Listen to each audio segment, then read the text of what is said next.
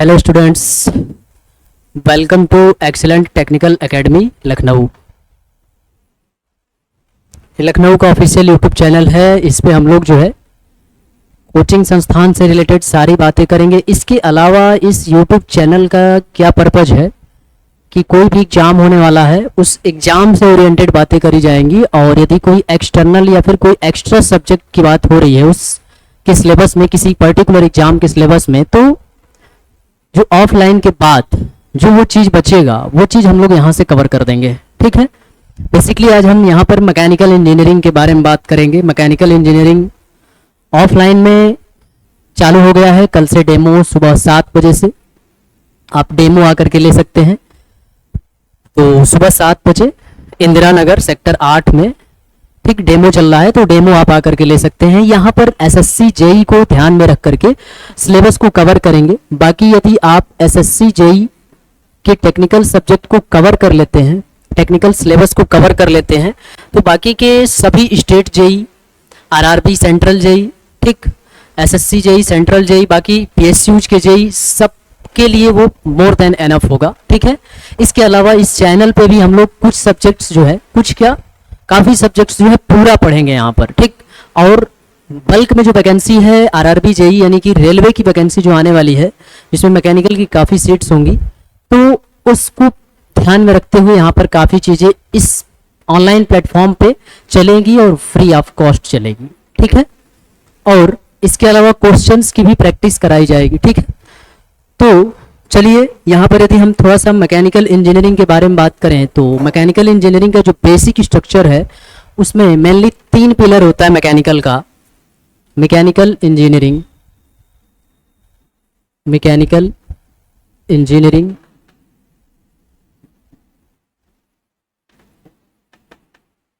ठीक। तो मैकेनिकल के 3 पिलर्स होंगे, जिसमें पहला जो होता है, यदि पहले पिलर की बात करें हम, पहला पिलर, दूसरा पिलर और ये तीसरा पिलर। ठीक। तो पहले पिलर में जो होगा वो फ्लूइड एंड थर्मल साइंस होता है। Fluid and thermal science, fluid and thermal science. ठीक। दूसरा पिलर में होता है, दूसरा पिलर में डिजाइन, और तीसरा पिलर होता है प्रोडक्शन।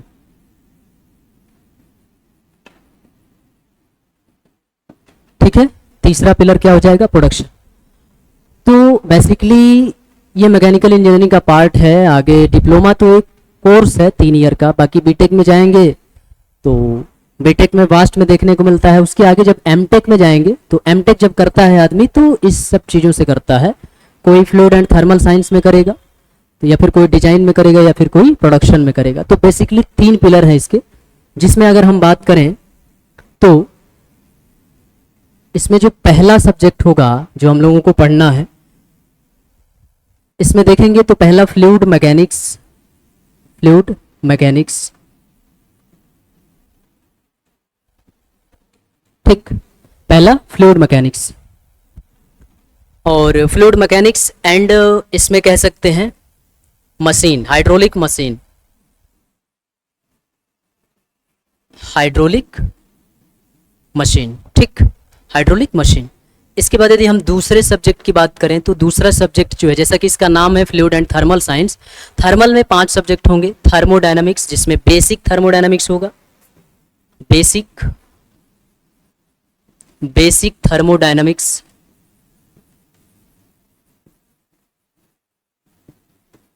ठीक है। Basic thermodynamics. इसके बाद जो है दूसरा subject refrigeration and air conditioning, refrigeration and air conditioning.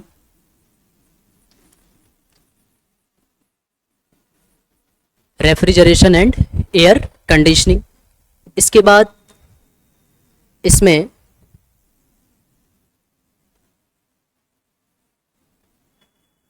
और सब्जेक्ट होगा, internal combustion engine, IC engine जिसको बोलते हैं, आईसी इंजन, ठीक, आईसी इंजन।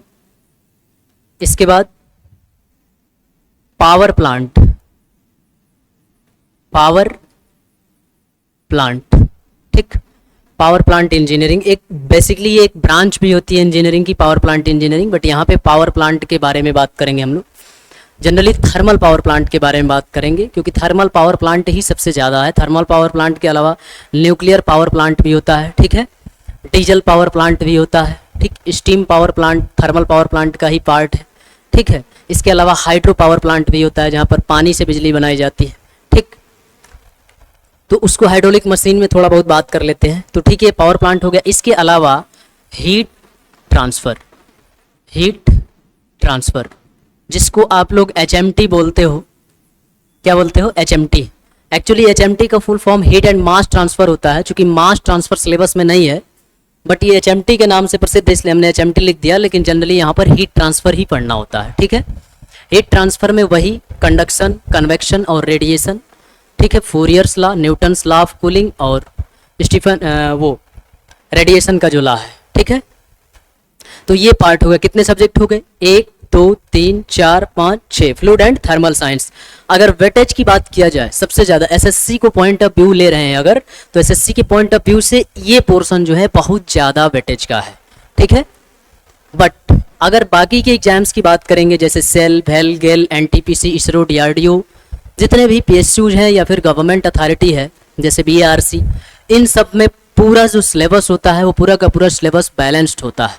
ऐसा नहीं है कि किसी चीज़ को छोड़ दिया जाएगा, किसी चीज़ को ले लिया जाएगा, हर जगह से क्वेश्चंस होते हैं, ठीक। तो केवल एसएससी ही नहीं है, बाकी सभी एग्जाम का यदि आप टारगेट कर रहे हैं तो आपको सभी सब्जेक्ट पर उतना ही फोकस करना होगा, ठीक है। चलिए, तो एक पिलर हो गया मैकेनिकल का, ये पहला पिलर है, ठीक है। यदि हम दूसरे पिलर की बात करें इसके, तो दूसरा वाला पिलर जो कि डिजाइन है, इसके अंतर्गत क्या क्या चीज़ें आती हैं अगर इसके बारे में देखेंगे तो इसके अंतर्गत, तो देखिए इसके अंतर्गत क्या क्या आएगा। इसके अंतर्गत पहला तो आता है इंजीनियरिंग मैकेनिक्स, बिल्कुल बेसिक चीज़ है। अगर ये नहीं है आपके पास तो आपको हर जगह दिक्कत होगी, सारे सब्जेक्ट में दिक्कत होगी, ठीक। तो इंजीनियरिंग मैकेनिक्स ये आना चाहिए आपको, ये बिल्कुल बेस है। उसके बाद स्ट्रेंथ ऑफ मटेरियल, सोम या फिर मॉस जिसको बोलते हैं, strength of material, strength of material bracket में SOM या MOS, ठीक, मॉस, ठीक है, मैकेनिक्स ऑफ सॉलिड। तीसरा सब्जेक्ट जो होता है इसमें design of machine element, design of machine element.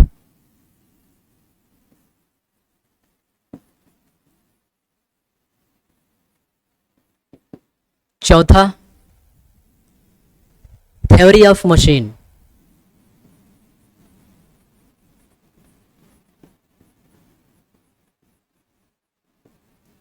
और इसके बाद जो है मटेरियल साइंस, मटेरियल साइंस, ठीक। इतनी चीजें आ गई इसमें, ठीक है। इसके अलावा जो तीसरा पिलर है, देखिए इंजीनियरिंग मैकेनिक्स बिल्कुल बेसिक हो जाएगा। फोर्स क्या है, ठीक, मोमेंट क्या है, इन सब चीज़ों के बारे में बेसिक, जैसे जोड़ घटाना होता है गणित सीखने से पहले, वैसे ही इसमें जोड़ घटाना बताया जाएगा ये इंजीनियरिंग के सब्जेक्ट्स को सीखने से पहले। स्ट्रेंथ ऑफ मटेरियल, सोम, उसके बाद जब सोम पढ़ लेंगे, ये बेस तैयार होगा तब सोम पढ़ पाएंगे आप, ठीक। बिना इसके सोम नहीं समझ में आएगा। सोम पढ़ लिया, सोम पढ़ने के बाद आप डिजाइन कर पाएंगे।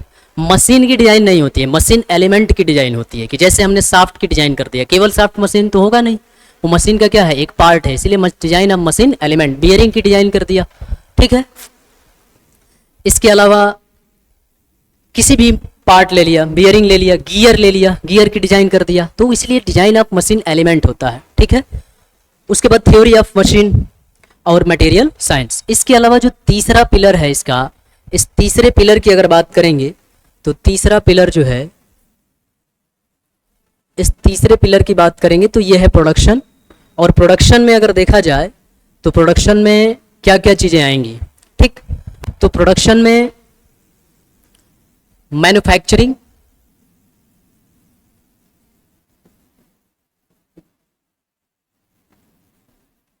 मैन्युफैक्चरिंग कह सकते हैं, या फिर इसको ऐसे दिखा सकते हैं कि अगर हम इसको देखें तो इस तरीके से इसको दिखा दीजिए कि कास्टिंग, मेजर टॉपिक्स यही सब हैं। कास्टिंग हो गया, वेल्डिंग हो गया, ठीक, कास्टिंग हो गया, वेल्डिंग हो गया, मेटल कटिंग हो गया, मेटल, ठीक, मेटल कटिंग हो गया, फॉर्मिंग हो गया, ठीक, मेटल कटिंग, फॉर्मिंग, मेट्रोलॉजी हो गया, ठीक, मेटल कटिंग, फॉर्मिंग, मेट्रोलॉजी, ठीक, casting, welding, metal cutting, forming, metrology और powder metallurgy, powder metallurgy, powder metallurgy, और इसके अलावा अनकन्वेंशनल मशीनिंग,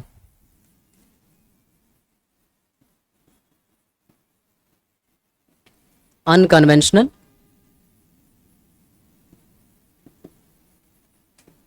अनकन्वेंशनल मशीनिंग, ठीक। तो ये है पूरा मैकेनिकल इंजीनियरिंग, ठीक है, ये है पूरा मैकेनिकल इंजीनियरिंग को। यदि वन पॉइंट ऑफ व्यू में देखना चाहेंगे तो आप ऐसे देख सकते हैं मैकेनिकल इंजीनियरिंग को, ठीक। अब यदि हम एसएससी जेई के पॉइंट ऑफ व्यू से बात करें तो जैसा कि मैंने पहले ही बताया कि एसएससी जेई के पॉइंट ऑफ व्यू से ये जो पहला है fluid and thermal science, fluid and thermal science में फ्लूइड मैकेनिक्स या फिर हाइड्रोलिक मशीन जो दोनों आता है उसमें। इसके बाद basic thermodynamics, RAC, IC, power plant और एचएमटी, इसका वेटेज ज़्यादा है। इसके अलावा ऐसा नहीं है कि इधर से क्वेश्चन नहीं आते हैं, इधर से भी क्वेश्चन आएंगे और इधर से भी क्वेश्चन आएंगे, बट एसएससी ने इनका वेटेज, प्रोडक्शन का वेटेज काफ़ी इस समय कम कर दिया है। बट बाकी के एग्जाम देखेंगे, आरआरबी हो गया, ठीक है, इसरो हो गया, बार्क हो गया, डीआरडीओ हो गया, ठीक है, भेल हो गया, गेल हो गया, सेल हो गया, आईओसीएल हो गया, ओएनजीसी हो गया, हर जगह क्वेश्चंस देखने को मिलेंगे, ठीक। तो बेसिकली अगर देखा जाए तो कितने सब्जेक्ट्स हो रहे हैं, 1 2 3 4 5 6 सब्जेक्ट, 7 8 9 10 11, और प्रोडक्शन को एक ले ले तो 12 सब्जेक्ट, ठीक। इसके अलावा इसमें जो है एक आध सब्जेक्ट और ऐड कर सकते हैं, यहाँ पर ऐड कर देते हैं हम। कहीं कहीं पे पूछा जाता है और कहीं कहीं पे नहीं पूछा जाता है इसको। इंडस्ट्रियल इंजीनियरिंग, इंडस्ट्रियल इंजीनियरिंग, ठीक, और CAD CAM, CAD and CAM, computer aided design and computer aided manufacturing, ठीक। अभी रिसेंटली जो है सेल का स्किल टेस्ट चल रहा था, तो उसमें पूछा गया था, अभी स्किल टेस्ट में एग्जामिनर ने पूछा था कि मतलब कैड कैम क्या होता है, तो कैड कैम को एक्सप्लेन करना था। तो ये जरूरी नहीं है कि यदि डायरेक्ट क्वेश्चन नहीं दिख रहा है तो आप उस चीज़ को नहीं पढ़ेंगे, या फिर किसी चीज़ का वेटेज कम है तो आप उस चीज़ को जो है कम ध्यान देंगे। ऐसे इस तरीके से तैयारी नहीं होती। तैयारी का मतलब कि हम हर चीज़ पे पकड़ बनाएं, कल को क्या होगा, किस एग्जाम में कैसे पूछ लेगा। आपको एक एग्जाम्पल बताते हैं यूपी आर्विनल का। यूपी आर्विनल का रिसेंटली जो 2022 या 21 में एग्जाम हुआ था, उस एग्जाम में यूपी आर्विनल ने क्या किया कि क्वेश्चन जो उसने पूछा था, उस क्वेश्चन में उसने पूरा कैड कैम और एनसी-सीएनसी भर दिया, कैड कैम एनसी-सीएनसी भर दिया, काफ़ी ज़्यादा क्वेश्चंस भर दिए। सब लोग चकरा गए कि ऐसा क्या हो गया, क्यों ऐसा पूछ रहा है। तो एक्चुअली सिलेबस डिजाइंड है, बट अथॉरिटी उन्हीं के पास है, क्योंकि नोटिफिकेशन में वो लोग लिखते हैं ना कि हम अपने हिसाब से सारी चीज़ें करेंगे, तो आप उस पर कुछ कर भी नहीं सकते हैं, ठीक है। तो इसीलिए हर चीज़ को तैयार रखिए, कहाँ कौन सी चीज़ें पूछ दी जाएंगी।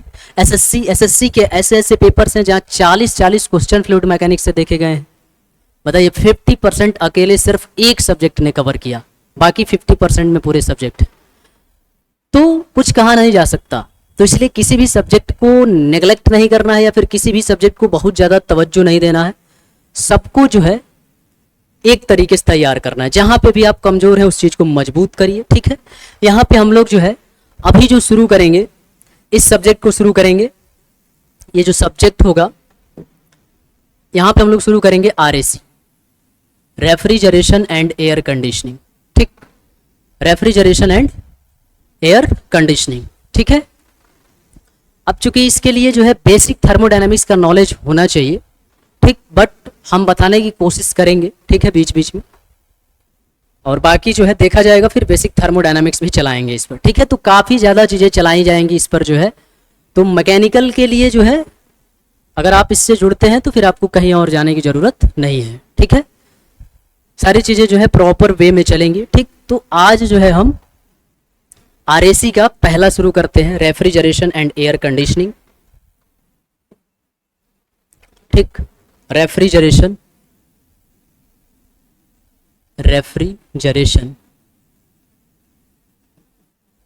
And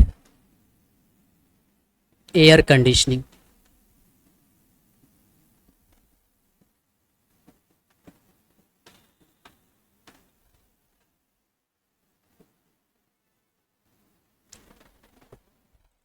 refrigeration and air conditioning, इसको शार्ट में आप आरएसी लिख सकते हैं, इसी नाम से जाना जाता है, ठीक। RAC, refrigeration and air conditioning, सब लोग इस बात से परिचित होंगे। आरएसी, रेफ्रिजरेशन और एयर कंडीशनिंग से सब लोग परिचित होंगे कि सबको पता है एसी, जो घरों में एसी लगी है और फ्रिज लगा है, फ्रिज, ठीक, या रेफ्रिजरेटर जिसको बोलते हैं, और एयर कंडीशनिंग यानी कि जो एसी लगा हुआ है, एयर कंडीशनिंग, ठीक। इसी के बारे में पढ़ना है, क्यों होता है, कैसे हो जाता है, ये कैसे ठंडा कर देता है, क्या होता है इसके अंदर, जानने की कोशिश करेंगे, सारी चीज़ें पढ़ेंगे, क्वेश्चन कैसे पूछा गया है, ठीक है। एक नॉर्मल व्यक्ति के तरीके से भी आपको पता होना चाहिए कि एसी क्या है, ठीक है, फ्रिज क्या है, कैसे काम करता है प्रिंसिपल, कैसे ऐसी अद्भुत चीज़ उसमें होती है जिससे कि उस चीज़ को क्या कर देता है, ठंडा कर देता है। सब लोग क्यों नहीं एसी लगवा ले रहे हैं, इतना कंफर्ट है तो लगवा लेते हैं, क्यों नहीं लगवा लेते हैं, कॉस्ट क्या है, कहाँ पे दिक्कत आ रही है, किस प्रकार की एसी जो है सुटेबल होगी, इन सारी चीज़ों पे बात करेंगे हम। और ऐसा नहीं है कि ये ऑफलाइन क्लास में नहीं चल रहा है और ऑनलाइन चल रहा है और फ्री ऑफ कॉस्ट चल रहा है तो हम ऐसे जैसे बात करेंगे, बिल्कुल इस सब्जेक्ट को पूरी तरीके से यहाँ पे पढ़ाएंगे कि यहाँ से पढ़ने के बाद जेई के पॉइंट ऑफ व्यू से आपको इस सब्जेक्ट में फिर से कहीं कुछ करने की ज़रूरत नहीं है, जो भी चलेगा वो बिल्कुल जो है 100% में चलेगा, ठीक है। तो बिल्कुल आपको बेनिफिट मिलेगा इस चीज़ से जुड़ने का, ठीक है। तो देखिए, ठंडा करने के लिए फ्रिज और एसी, सामान को, किसी भी चीज़ को सही तरीके से रहने के लिए, खराब ना होने के लिए एक निश्चित टेम्परेचर होता है कि इस टेम्परेचर पर वो अपने आप को सूटेबल रख पाएगा, खराब नहीं होगा। अगर उससे टेम्परेचर कम ज़्यादा हो रहा है तो उसको दिक्कत हो जाएगी, ठीक है। जैसे आदमी है, व्यक्ति का जो शरीर है वो डिजाइंड है किसी टेम्परेचर पर, जो कंफर्ट टेम्परेचर है मनुष्य का, कंफर्ट, वो कंफर्ट का जो टेम्परेचर है वो 25 डिग्री सेंटीग्रेड से लेकर के और 30 डिग्री सेंटीग्रेड के बीच में आता है। यदि इससे टेम्परेचर को कम करेंगे तो भी आपको दिक्कत होगी। 16 पे एसी चला दीजिए, ठीक, तो भी ठंडी लगने लगेगी, ठीक है। और यदि 30 से ऊपर टेम्परेचर चला जाए एनवायरनमेंट का, 35, 40, 45, 47 चला जाए, तो उस कंडीशन में फिर पता है आपको सिनेरियो क्या होता है।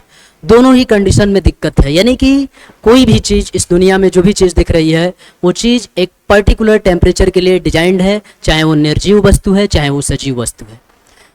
निर्जीव वस्तुओं को जो डिजाइन किया है वो इंजीनियर्स ने डिजाइन किया है, ठीक, और जो सजीव वस्तुएं हैं उसको डिजाइन करने वाला जो है वो परमात्मा, भगवान है, जो कि उसको डिजाइन किया है, सबसे बड़ा इंजीनियर वही है, ठीक है। तो उसने भी सारी चीज़ें सोच करके डिजाइन किया है, तो मनुष्य को डिजाइन किया है इस तरीके से। काफ़ी चीज़ें इसमें जानेंगे, देखेंगे जानवर चाड़े में बिना कपड़ा पहने हुए भी टेम्परेचर को सह लेते हैं, सर्दी को सह लेते हैं। कुछ भगवान ने मैकेनिज्म लगाया होगा वहाँ पे भी। बाल देखा है, उसके शरीर में बाल होते हैं काफ़ी, आदमी के शरीर में भी रोए हैं, इसका सब फंक्शन है। कोई भी चीज़ अननेसेसरी का भगवान ने नहीं लगाया है, सब कुछ इसका फंक्शन है, ठीक।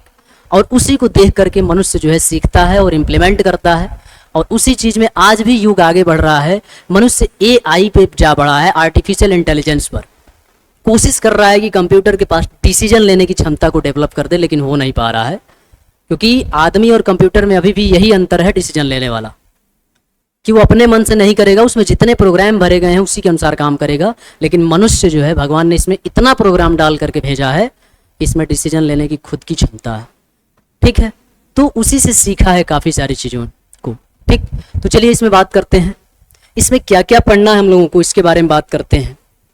तो अगर इसके बारे में बात करेंगे तो रेफ्रिजरेशन एंड एयर कंडीशनिंग में हम लोगों को सब्जेक्ट के पॉइंट ऑफ व्यू से जो है, पहले तो इंट्रोडक्शन के बारे में बात करेंगे, इंट्रोडक्शन, ठीक, इंट्रोडक्शन के बारे में बात करेंगे, ठीक। इसके बाद इंट्रोडक्शन हो जाएगा, इसके बाद इसमें air refrigeration system, air refrigeration system, इसका कहाँ यूज होता है इसके बारे में बात करेंगे। एयर रेफ्रिजरेशन सिस्टम, कितने प्रकार के रेफ्रिजरेशन सिस्टम होते हैं उसके बारे में बात करेंगे। एयर रेफ्रिजरेशन सिस्टम, नाम से पता चल रहा है क्या यूज होने वाला है, इसमें एयर यूज होने वाला है, ठीक है। अभी सब कुछ बताएंगे पूरा डिटेल में, ठीक है, बस देखते रहिए आप लोग। इंट्रोडक्शन, एयर रेफ्रिजरेशन सिस्टम, इसके बाद जो है एयर रेफ्रिजरेशन सिस्टम के बाद vapour compression refrigeration system, vapour compression refrigeration, vapour compression refrigeration system, ठीक, वेपर कंप्रेशन रेफ्रिजरेशन सिस्टम। इसके अलावा इसके बाद जो है vapour absorption refrigeration system, vapour absorption refrigeration, vapour absorption refrigeration system, vapour absorption refrigeration system, ये VCRS बोलते हैं शॉर्ट में, और इसको बोलेंगे VARS, शॉर्ट में इसको क्या बोलेंगे, VARS, vapour absorption refrigeration system, ठीक, वेपर एब्जॉर्प्शन रेफ्रिजरेशन सिस्टम। इसके बाद, ठीक, इसके बाद हम लोग बात करेंगे रेफ्रिजरेंट, बिल्कुल सही सुना आपने, रेफ्रिजरेंट, जो आप बोलते हो ना कि गैस खत्म हो गई है उसमें की, वो क्या चीज है, किस चीज से होता है वो, उसके बारे में बात करेंगे कि वो क्या क्या चीजें होती है, तो रेफ्रिजरेंट के बारे में बात करेंगे, ठीक। रेफ्रिजरेंट के बाद जो है इसमें हम लोग बात करेंगे साइक्रोमेट्री,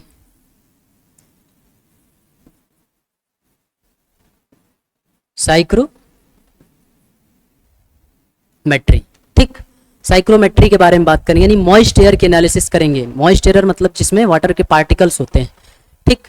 उसके बाद हम लोग बात करेंगे एयर कंडीशनिंग,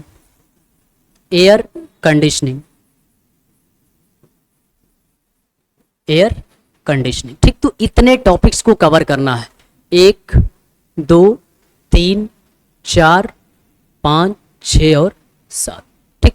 इतने टॉपिक्स को यदि आप विद कॉन्सेप्ट क्लियर कर लेते हैं, क्वेश्चंस लगा देते हैं, तो RAC में जो है आपको कहीं प्रॉब्लम होने वाली नहीं है, ठीक है। आई थिंक समझ में आ रहा होगा आपको, ठीक है, सारी चीजें, ठीक है। हाँ, थोड़ा सा पेशेंस रखना होगा, धैर्य रखना होगा, ठीक है, यदि कॉन्सेप्ट से समझना चाहते हैं चीज़ों को। बाकी रटने के लिए तो बहुत सारी चीज़ें पड़ी हैं, और खास तौर पर यदि हम मैकेनिकल इंजीनियरिंग की बात करें तो मैकेनिकल में एक प्लस पॉइंट ये है कि मैकेनिकल इंजीनियरिंग में जो है रटने वाली चीज़ें बहुत कम है, मैक्सिमम चीज़ें जो हैं वो कॉन्सेप्चुअल है। यदि आप एक बार कॉन्सेप्ट बना लेते हैं, कॉन्सेप्ट आपका एक बार तैयार हो जाता है, तो आप फिर उस चीज़ को हमेशा के लिए दिमाग में बैठ जाएगा। बाकी की इंजीनियरिंग ब्रांचों में जो है काफ़ी चीज़ें जो है डाटा वाला हो जाता है, जैसे सिविल इंजीनियरिंग में काफ़ी डाटा है, ठीक। बट मैकेनिकल इंजीनियरिंग में डाटा तो कम है, बट अगर आप उसको कॉन्सेप्ट के साथ में लेते हैं, कॉन्सेप्ट के साथ में उस चीज़ को समझ लेते हैं, एक बार क्वेश्चंस लगा लेते हैं, तो वो बहुत आसान है। और अगर ऐसे डंप करने की कोशिश करेंगे कि हम याद कर लेंगे ऐसे वैसे करके, तो फिर मुश्किल, ठीक है। ऐसे भी बहुत कॉन्सेप्ट होना चाहिए। फिजिक्स पूरी घुसी पड़ी होती है मैकेनिकल इंजीनियरिंग में, और कहा भी जाता है सबसे टफेस्ट ब्रांच है ये, ठीक है। तो टफेस्ट इसलिए है क्योंकि कॉन्सेप्चुअल है पूरा का पूरा, ठीक है। कॉन्सेप्ट और बेस जिसका खराब है वो नहीं कर पाएगा, इसलिए आपको समय देना पड़ेगा। एक बार दीजिए समय, ढंग से दीजिए, ठीक। एक बार ढंग से समय दे दिए टेक्निकल को, तो टेक्निकल से आपका पीछा छूट जाएगा, उस पर बहुत ज़्यादा मेहनत करने की जरूरत नहीं होगी। फिर आप नॉन टेक तैयार रखो, जेई का एग्जाम निकलेगा, कोई भी एग्जाम दोगे आप, वो एग्जाम क्वालिफाई करोगे, ठीक है। चलिए, तो ये हो गया। यहाँ पे हम बात करेंगे थोड़ा सा इंट्रोडक्शन की। चलिए, तो यदि हम बात करें रेफ्रिजरेशन, दो वर्ड होगा इसमें, एक वर्ड है रेफ्रिजरेशन, एक वर्ड है रेफ्रिजरेशन, एक वर्ड है रेफ्रिजरेशन, और दूसरा वर्ड है कूलिंग। ठीक, ये दोनों वर्ड है, ठीक है, ये दोनों वर्ड है। ये क्वेश्चन भी पूछा गया था एक जगह, किसी कंपनी का शायद मारुति सुजुकी का इंटरव्यू चल रहा था, वहीं पूछा गया था कि रेफ्रिजरेशन और कूलिंग में क्या डिफरेंस है, what is the difference between refrigeration and cooling. कहीं से कुछ भी पूछा जा सकता है, इसलिए आप हर चीज, किसी भी चीज को नेग्लेक्ट नहीं कर सकते हैं, ठीक। बाकी हम बीच बीच में बताते रहेंगे कि कौन सी चीजें कहाँ पूछी गई हैं, ठीक है, और कौन सा एग्जाम का ये क्वेश्चन है, ठीक है। तो रेफ्रिजरेशन और कूलिंग की बात करें अगर हम, तो देखिए यदि कूलिंग की बात किया जाए तो कूलिंग मतलब ठंडा करना, ठीक, और इसका मतलब रेफ्रिजरेशन मतलब प्रशीतक, इसका मतलब भी ठंडा करना है। तो फिर अंतर कहाँ पर है? जैसे मान लीजिए कि अगर हम ये कहें कि ये कोई बॉडी है, ठीक, ये कोई बॉडी है, तो इसका कुछ टेम्परेचर होगा, ठीक है, इसका कुछ टेम्परेचर होगा, इसको मान लेते हैं सिस्टम टेम्परेचर, ठीक, ये टेम्परेचर सिस्टम टेम्परेचर है, और इधर का जो टेम्परेचर है वो एटमॉस्फेरिक टेम्परेचर है, ठीक। यदि सिस्टम का टेम्परेचर, यदि इफ सिस्टम टेम्परेचर, यदि सिस्टम का टेम्परेचर जो है वो ग्रेटर देन है, यदि सिस्टम का टेम्परेचर ग्रेटर देन है किससे? एटमॉस्फेरिक टेम्परेचर से। यदि सिस्टम का टेम्परेचर एटमॉस्फेरिक टेम्परेचर से ज्यादा है तो उस कंडीशन में क्या होगा?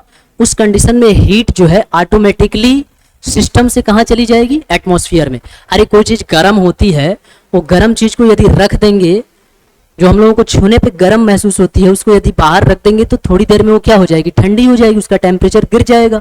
तो बेसिकली हो क्या रहा है कि हीट जो है उस सिस्टम से निकल के कहाँ चली जा रही है? सराउंडिंग में चली जा रही है। भगवान ने ऐसा बनाया है। कुछ चीजों का आंसर इंटरव्यू या फिर स्किल टेस्ट में अगर आप बैठे हैं तो एग्जामिनर फंसाना चाहता है आपको, तो कभी कभी इस चीज का ध्यान में रखना है, बोलना है कि ये भगवान ने ऐसा बनाया है। जैसे पूछ दे हो कि कोई चीज गर्म है, उसको एटमॉस्फेयर में रखते ठंडा क्यों हो जाता है, तो बताना है कि भगवान ने ऐसा बनाया है कि हीट जो है हमेशा हायर टेम्परेचर से लोअर टेम्परेचर की ओर फ्लो करती है, अपने आप फ्लो कर जाती है, इसके लिए कोई एफर्ट की जरूरत नहीं पड़ती है। तो यदि किसी सिस्टम का टेम्परेचर सराउंडिंग यानी कि एटमॉस्फेरिक टेम्परेचर से ज्यादा है तो हीट एनर्जी अपने आप सिस्टम से बाहर निकल जाएगी और इसका टेम्परेचर गिर जाएगा। कब तक ये घटना चलेगी? जब तक कि सिस्टम का टेम्परेचर और सराउंडिंग यानी कि एटमॉस्फेरिक टेम्परेचर दोनों बराबर ना हो जाए। जब वो दोनों बराबर हो जाएगा तो दोनों के बीच में हीट का ट्रांसफर बंद हो जाएगा और दोनों का टेम्परेचर समान हो जाएगा। तो जब इसका टेम्परेचर गिर रहा था, इसी घटना को क्या बोलते हैं? कूलिंग। कूलिंग, ये क्या हो रहा है? कूलिंग हो रहा है। आईसी इंजन में कूलिंग होती है। सिलेंडर पिस्टन जब चलेगा ऐसे ऐसे, हीट प्रोड्यूस होगी, गर्म होगा वो, तो कूलिंग सिस्टम लगा होता है, एयर कूलिंग सिस्टम और water cooling system. Water cooling system के लिए सिलेंडर के बाहर जो है वाटर जैकेट्स बने होते हैं, जिसमें पानी या फिर कोई कूलेंट भरा होता है, जिससे कि हीट को निकाल के बाहर फेंकता है। क्योंकि उसका टेम्परेचर ज़्यादा है और एटमॉस्फेयर का टेम्परेचर कम है, वो हीट निकाल के बाहर फेंक रहा है। ये प्रक्रिया क्या है? कूलिंग है। कहाँ होगी? आईसी इंजन में। आईसी इंजन, आईसी इंजन में देखने को मिल सकता है। या कोई भी चीज, गर्म चीज, कुकर में दाल बनाया, निकाल के रख दिया, ठंडा हो रहा है, कूलिंग है। कढ़ाई में सब्जी बनाई, निकाल के रख दिया, कूलिंग हो रही है, ठीक। कहीं पे भी यदि सिस्टम का टेम्परेचर एटमॉस्फेरिक टेम्परेचर से ज्यादा है, हीट रिजेक्ट हो रही है, एटमॉस्फेयर में जा रही है सिस्टम से, इस प्रक्रिया को क्या बोलेंगे? कूलिंग, ठीक। और दूसरा कंडीशन है कि इफ, अब आएगा यहाँ पे ट्विस्ट, कि if system temperature, if system temperature is less than atmospheric temperature. गजब का खेल होगा यहाँ पर, ठीक है। यदि सिस्टम का टेम्परेचर एटमॉस्फेरिक टेम्परेचर से कम है और इस कंडीशन में आपको हीट निकालनी है, ठीक है, तब क्या होगा? यानी कि एटमॉस्फेरिक टेम्परेचर ज्यादा है। अब देखिएगा, अब हम एक बॉडी लेते हैं, ठीक। इस बॉडी का जो टेम्परेचर है वो कम है। मान लेते हैं कि इस बॉडी का टेम्परेचर 18 डिग्री सेंटीग्रेड है, या फिर हम 20 डिग्री सेंटीग्रेड मान लेते हैं इसको, ठीक। इसका टेम्परेचर 20 डिग्री सेंटीग्रेड है और गर्मी का दिन चल रहा है और बाहर का टेम्परेचर 35 डिग्री सेंटीग्रेड है। समस्या ये है कि यहाँ पे 20 डिग्री सेंटीग्रेड को मेंटेन करना है और इसमें कुछ लोग आ रहे हैं, उनको ठंडा महसूस होना चाहिए। आदमी एक हीट की मशीन है, लगातार क्या निकाल रहा है? अपने में से हीट निकाल रहा है। जो खाते हैं हम, पचता है ना, एनर्जी निकलती है, उसमें से हीट एनर्जी भी निकलती है। जहाँ पे कुछ ना हो, 20 आदमी बैठा दीजिए, गर्मी लगने लगेगी, क्योंकि हीट निकल रहा है लगातार। तो अगर यहाँ के टेम्परेचर को मेंटेन करना है तो इस यहाँ पे जो हीट है उस हीट को निकाल के फेंकना पड़ेगा बाहर। अब समस्या ये है कि यहाँ से यदि हम हीट निकाल करके बाहर फेंकना चाह रहे हैं तो भगवान ने तो भेजा है इस तरीके से बना करके कि हमेशा हीट जो है वो हायर टेम्परेचर से कहाँ जाती है, लोअर टेम्परेचर। हाई टेम्परेचर से लोअर टेम्परेचर की ओर फ्लो करती है हीट। यहाँ पे क्या करना है, लो टेम्परेचर से हाई टेम्परेचर पे फ्लो करवाना है। तो भगवान ने जैसा बना के भेजा है उसके अपोजिट करवाना है, तो कुछ तो करना पड़ेगा, दिमाग लगाना पड़ेगा। यही समस्या आई थी लोगों के पास, फिर लोगों ने दिमाग लगाया, इंजीनियर्स ने दिमाग लगाया कि कैसे किया जाए। ये एक टास्क ऐसा है कि लो टेम्परेचर से हाई टेम्परेचर पे हीट को रिजेक्ट करना है। अगर ये कर दिया तो ये ठंडा हो जाएगा। बाहर गर्म है, एसी वाले रूम में घुसते हैं, बाहर गर्मी लगती है, अंदर जाते हैं तो ठंडा है, क्योंकि लो टेम्परेचर से हीट को निकाल के लगातार हाई टेम्परेचर पे फेंक रहा है। ठीक, तो जब भी सिस्टम का टेम्परेचर एटमॉस्फेरिक टेम्परेचर से कम होगा और हीट लो टेम्परेचर से निकाल के हाई टेम्परेचर पे रिजेक्ट किया जाएगा, तो इसी घटना को रेफ्रिजरेशन बोलते हैं। This is the difference between refrigeration and cooling. दोनों में ही हीट रिजेक्ट होती है, ठीक है, दोनों में ही हीट रिजेक्ट होती है, बट एक में सिस्टम का टेम्परेचर एटमॉस्फेरिक टेम्परेचर से ऊपर होगा और एक में सिस्टम का टेम्परेचर एटमॉस्फेरिक टेम्परेचर से नीचे होगा। अब ये चीज कैसे करते हैं यही तो पढ़ना है कि कैसे करेंगे इस चीज को, क्या क्या चीजें जरूरत होंगी, क्या प्रिंसिपल है, कैसे कर दिया इसको। क्योंकि एग्जाम्पल ले अगर कि यहाँ पे ऊंचा है और यहाँ नीचा है, पानी गिराएंगे तो नीचे चला जाएगा, भगवान ने ऐसा ही तो बनाया है। अब हम चाह रहे हैं कि पानी वहां नीचे गिराए ऊपर चढ़ जाए अपने आप, तो कुछ तो करना पड़ेगा ना हमको। वही चीज हो रहा है कि हीट लोअर टेम्परेचर पे हायर पे भेजना है इसको, तो कुछ करना पड़ेगा। यही पूरी रेफ्रिजरेशन एंड एयर कंडीशनिंग घुसी पड़ी है। पूरा एक इंजीनियरिंग का ब्रांच होता है रेफ्रिजरेशन एंड एयर कंडीशनिंग, जिसमें पूरा डिटेल में पढ़ाया जाता है। बट हम लोग जो है जो अभी सिलेबस की बात किए थे, इस सिलेबस को पढ़ना है अपने एग्जाम को फोकस करते हुए। बाकी व्यवहारिक चीजें होंगी उसकी भी बात करेंगे बीच बीच में, ठीक। तो ये हो गया, तो यहाँ पे समझ में आया। इसका एग्जाम्पल आपको फ्रिज है, रेफ्रिजरेटर और एसी यहाँ पे हो रहा है, ठीक।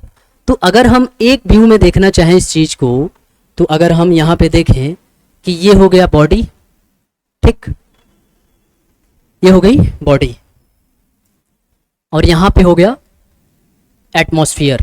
यदि एटमॉस्फेयर जो है ये टी जो है बॉडी का है और यदि टी जो है एटमॉस्फेयर है ये, ठीक। ये सिस्टम हो गया,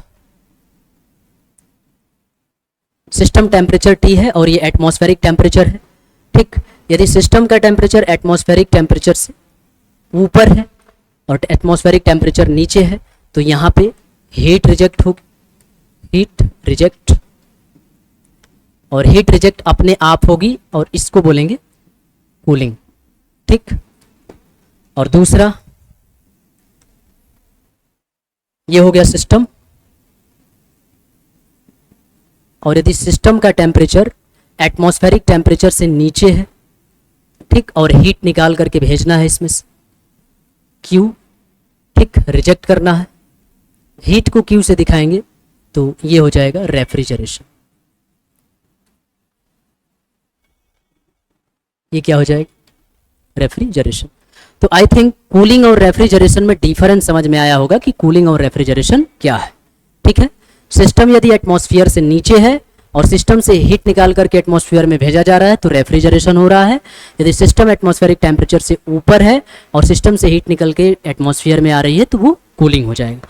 इसके अलावा इसमें एक वर्ड तब से और सुनने में आ रहा है, एयर कंडीशनिंग। फिर क्या डिफरेंस है एयर कंडीशनिंग और रेफ्रिजरेशन में? एयर कंडीशनिंग, एयर कंडीशनिंग, ठीक। तो देखिए एयर कंडीशनिंग क्या है, एयर कंडीशनिंग नाम से पता चल रहा है एयर को कंडीशनड किया गया है। अच्छा एक बात इसमें समझिएगा आप लोग कि केवल टेम्परेचर को कम कर देने से आपको कंफर्ट फील नहीं होगा। कम टेम्परेचर के साथ साथ में हवा में जो नमी होती है, आर्द्रता होती है, ह्यूमिडिटी होती है, उसको भी कंट्रोल करना पड़ता है, ठीक है। उसको कंट्रोल करेंगे। जो ह्यूमन कंफर्ट की कंडीशन है, यदि हम ह्यूमन कंफर्ट की बात करें, ह्यूमन कंफर्ट, तो आदमी को कंफर्ट फील करने के लिए जो है कुछ बेसिक नीड्स होती है कि किस कंडीशन में व्यक्ति जो है, ये साइंटिफिक रिसर्च करके निकाला गया है कि किस कंडीशन में व्यक्ति को सबसे ज़्यादा कंफर्ट फील होता है। टेम्परेचर जो होना चाहिए वो 20 से 25 डिग्री सेंटीग्रेड के बीच में अगर होगा तो व्यक्ति जो है कंफर्ट फील करता है। तो केवल इसी से नहीं होगा, रेफ्रिजरेटर या फ्रिज केवल यही काम करता है, टेम्परेचर को मेंटेन कर देता है बस। ठीक है, ऐसा नहीं है कि आप फ्रिज में घुस जाओगे, बड़ा सा फ्रिज बना करके घुस जाओगे तो आपको वही फील होगा जो एसी में आता है, ऐसा बिल्कुल भी नहीं है। केवल जो है टेम्परेचर गिरा हुआ है वहां पर और कुछ भी नहीं है। ऐसा होता तो फिर क्या ही जरूरत थी एसी बनाने की, थोड़ा बड़ा फ्रिज ले लेते, उसी में चादर डाल के सो जाते। ठीक। दूसरा, यहां पर जो है relative humidity, relative humidity, relative humidity आर्द्रता, चिपचिपाहट। कभी कभी देखेंगे कि टेम्परेचर बहुत ज़्यादा नहीं है बाहर का, लेकिन बाहर जो है इतना वायु में, हवा में इतनी नमी है कि बदन जो है चिपचिप चिपचिप करता रहता है। उस कंडीशन में भी आप फील नहीं कर पाएंगे कंफर्ट। उसके अलावा देखेंगे कि ऐसा तब होता है जब वायु में मॉइस्चर यानी वाटर के पार्टिकल होते हैं। बरसात के दिनों में कपड़ों से गंध आने लगती है, ठीक है, महकने लगता है, दरवाजा रूम का बंद कर दीजिए तो महकने लगता है। ह्यूमिडिटी बढ़ी हुई है, ठीक है, उसके अंदर, उसको भी कंट्रोल करना है। तो ह्यूमिडिटी जो है वो किस पे बेस्ट होता है, सबसे ज़्यादा कंफर्ट फील जो है व्यक्ति कब करता है, तो जब ह्यूमिडिटी जो होती है 60% होती है, तब जो है बेस्ट होता है। ठीक, तो ह्यूमिडिटी। इसके साथ साथ velocity of air, velocity of air, ठीक, वेलोसिटी ऑफ एयर जो होगी 4 से 8 मीटर पर मिनट। बहुत ठंडा लग रहा है, ह्यूमिडिटी भी कंट्रोल है, हवा बहुत तेज चल रही है आंधी जैसा, कंफर्ट फील होगा? नहीं फील होगा ना, या फिर चली नहीं रही है हवा, ठीक, तब भी दिक्कत होगी। हवा के पार्टिकल्स में मोशन होना चाहिए, तो ये होना चाहिए, ये स्टैंडर्ड है। ठीक है, तो टेम्परेचर कंट्रोल, ये एसी इतने सारे काम करती है, टेम्परेचर को कंट्रोल करती है, रिलेटिव ह्यूमिडिटी को कंट्रोल करती है, वेलोसिटी ऑफ एयर को मेंटेन करती है, और तीसरा प्योरिटी, प्यूरिफाई भी करती है। जो एयर आती है उसको प्रॉपर तरीके से प्यूरिफाई करता है, कुछ भी धूल या फिर इस टाइप की चीज़ें जो है अंदर नहीं आती है, पहले ही प्यूरिफाई कर देता है। इतनी सारी चीज़ों को मेंटेन करने के बाद जो है व्यक्ति जो है बिल्कुल कंफर्ट फील करता है, इसलिए इसका नाम है एयर कंडीशनिंग। ठीक, बाकी साइकिल्स और प्रिंसिपल्स अगर देखेंगे तो बिल्कुल रेफ्रिजरेटर के जैसा ही होगा, इसका कुछ एडवांस चीज़ें इसमें लगा दी जाती है। ठीक है, इसके अलावा इसमें हम लोग ये अगर बात करें कि प्रकृति के विरुद्ध जा रहे हैं, भगवान ने इतनी सारी चीज़ें बनाई, लेकिन किसी भी जीव को जो है भगवान से या भगवान की दी हुई चीज़ों से छेड़छाड़ करने का नहीं आया दिमाग में, या प्रॉब्लम नहीं हुई। लेकिन भगवान ने एक मनुष्य बनाया, ये ऐसा प्राणी है कि ये हर चीज़ में छेड़छाड़ करता है। ठीक, कि इसने ऐसा दिया है, ऐसा क्यों नहीं हो रहा है, ऐसा बनाने की कोशिश करते हैं, और इन्हीं सब चीज़ों के चक्कर में बहुत सारी चीज़ें इन्वेंट हो गई। ठीक, तो ये एक ऐसा प्राणी है जिसके दिमाग में खुराफात आता रहता है, बाकी ऐसा कोई प्राणी नहीं है जो कुछ खोज कर देगा। ठीक है, तो यहाँ पर भगवान की दी हुई चीज़ के विरुद्ध काम करना है। ठीक, तो भगवान ने बताया था कि हायर टेम्परेचर से लोअर टेम्परेचर पे जाएगा, लेकिन व्यक्ति को ऐसी नीड पड़ी कि उसको लोअर टेम्परेचर से हायर पे भेजना है, तो कुछ तो करना पड़ेगा। तो करना क्या पड़ेगा, वो हो गया, कट गया ना।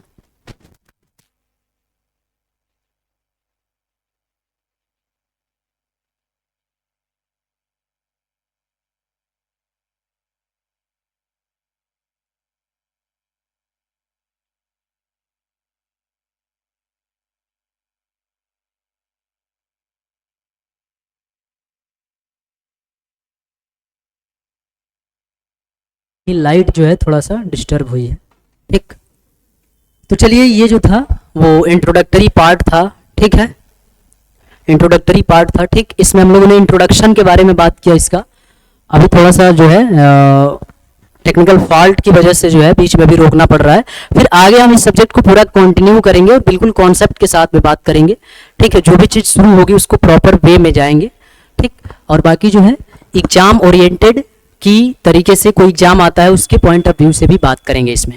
ठीक है, तो आप लोग पढ़ते रहिए। ठीक है, और बाकी लोगों को जोड़िए, इसमें बिल्कुल लाभ मिलेगा आपको, कंटिन्यूटी देखने को मिलेगी। ठीक है, और जो है काफ़ी लाभ होगा आपको। ठीक, ओके, थैंक यू।